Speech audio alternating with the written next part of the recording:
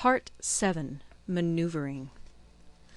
Sun Tzu said, "In war, the general receives his commands from the sovereign. Having collected an army and concentrated his forces, he must blend and harmonize the different elements thereof before pitching his camp. After that comes tactical maneuvering, than which there is nothing more difficult. The difficulty of tactical maneuvering consists in turning the devious into the direct, and misfortune into gain. Thus, to take a long and circuitous route, after enticing the enemy out of the way, and those starting after him, to contrive to reach the goal before him, shows knowledge of the artifice of deviation. Maneuvering with an army is advantageous; with an undisciplined multitude, most dangerous. If you set a fully equipped army in march in order to snatch an advantage, the chances are that you will be too late. On the other hand, to detach a flying column for the purpose involves the sacrifice of its baggage and stores. Thus, if you order your men to roll up their buff coats, and make forced marches without halting day or night, covering double the usual distance at a stretch, doing 100 li in order to wrest an advantage, the leaders of all your 3 divisions will fall into the hands of the enemy. The stronger men will be in front, the jaded ones will fall behind, and on this plan only 1/10 of your army will reach its destination. If you march 50 li in order to outmaneuver the enemy, you will lose the leader of your first division, and only half your force will reach the goal. If you march 30 li with the same object, 2/3 of your army will arrive. We may take it then that an army without its baggage train is lost; without provisions it is lost; without bases of supply it is lost. We cannot enter into alliances until we are acquainted with the designs of our neighbours. We are not fit to lead an army on the march unless we are familiar with the face of the country, its mountains and forests, its pitfalls and precipices, its marshes and swamps. We shall be unable to turn natural advantage to account unless we make use of local guides. In war, practice dissimulation and you will succeed. Whether to concentrate or to divide your troops must be decided by circumstances. Let your rapidity be that of the wind, your compactness that of the forest. In raiding and plundering be like fire, in immovability like a mountain. Let your plans be dark, and impenetrable as night, and when you move, fall like a thunderbolt. When you plunder a countryside, let the spoil be divided amongst your men. When you capture new territory, cut it up into allotments for the benefit of the soldiery. Ponder and deliberate before you make a move. He will conquer who has learnt the artifice of deviation. Such is the art of maneuvering.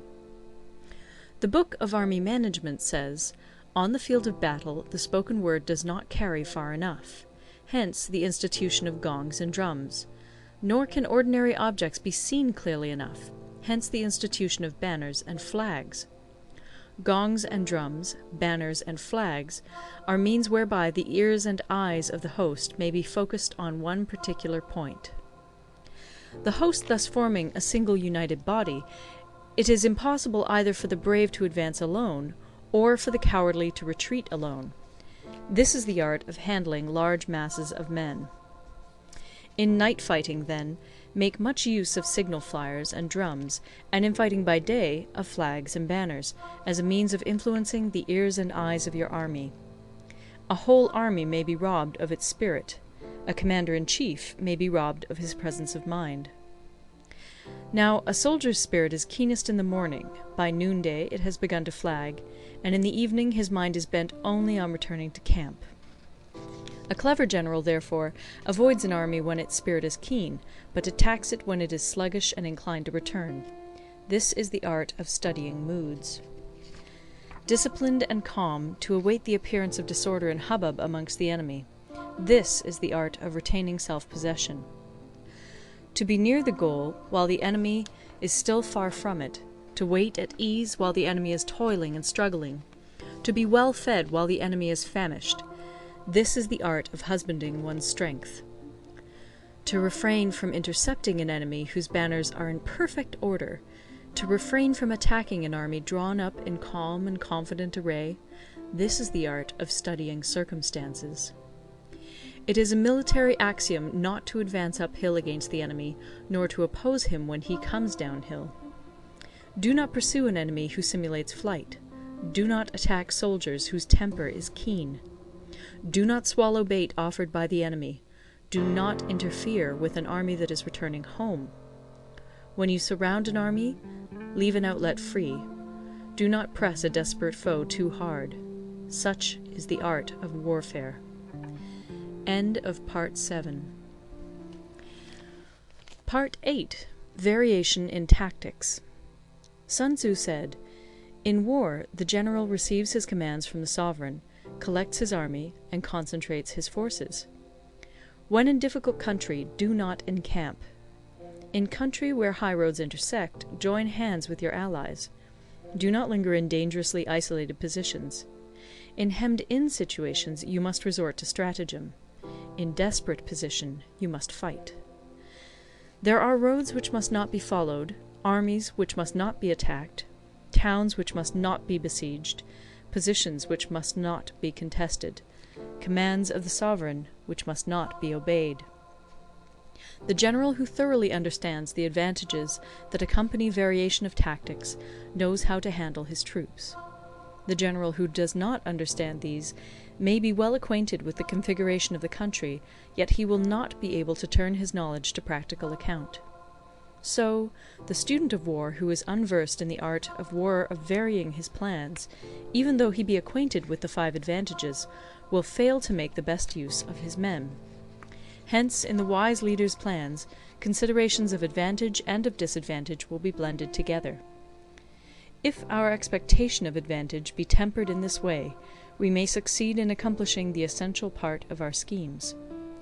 If, on the other hand, in the midst of difficulties we are always ready to seize an advantage, we may extricate ourselves from misfortune. Reduce the hostile chiefs by inflicting damage on them, and make trouble for them, and keep them constantly engaged. Hold out specious allurements, and make them rush to any given point. The art of war teaches us to rely not on the likelihood of the enemy's not coming, but on our own readiness to receive him, not on the chance of his not attacking, but rather on the fact that we have made our position unassailable. There are 5 dangerous faults which may affect a general. 1. Recklessness, which leads to destruction. 2. Cowardice, which leads to capture. 3. A hasty temper, which can be provoked by insults. 4. A delicacy of honour, which is sensitive to shame. 5. Over-solicitude for his men, which exposes him to worry and trouble. These are the 5 besetting sins of a general, ruinous to the conduct of war. When an army is overthrown and its leader slain, the cause will surely be found among these 5 dangerous faults. Let them be a subject of meditation. End of Part 9.